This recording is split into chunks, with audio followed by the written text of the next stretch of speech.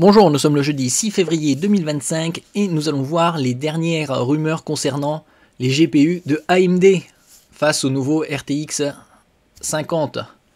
Et donc, d'après les infos qui circulent, la RX 9070 serait 12% plus rapide qu'une RTX 5070 et la RX 9070 XT 15% plus rapide qu'une 5070 Ti.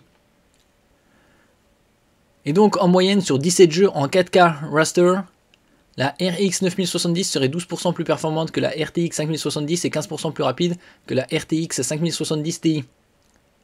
L'écart entre la RX 9070 XT et la RTX 5080 ne serait que de 10% en faveur des verts. Les verts c'est Nvidia et les rouges c'est AMD. Donc après il faut voir là aussi le tarif.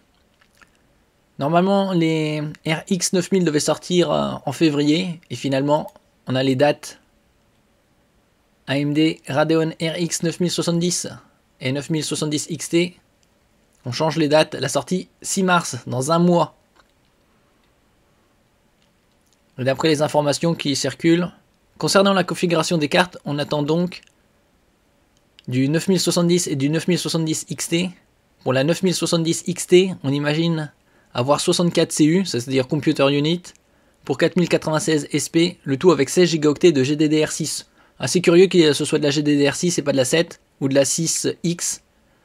Probablement en 256 bits et 20 gigabits par seconde.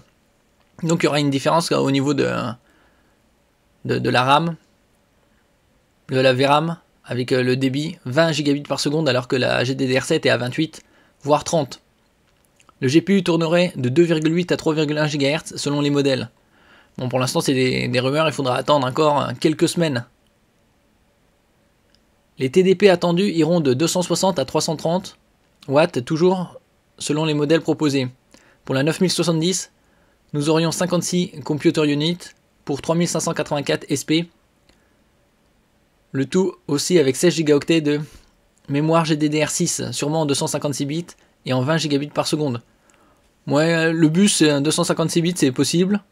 En ce qui concerne la quantité de VRAM 16 Go, ça a l'air assez curieux, je tablerai plus pour 24. Bon après pour l'instant ça reste des rumeurs. Il y aura peut-être d'autres déclinaisons.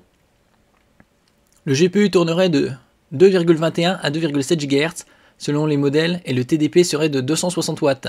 Pour les tarifs, on a évoqué 479 $ pour les modèles MBA et 549 $ pour les modèles custom. Donc la disponibilité est maintenant pour le 6 mars 2025. Donc ça reste encore 4 semaines, environ un mois quoi.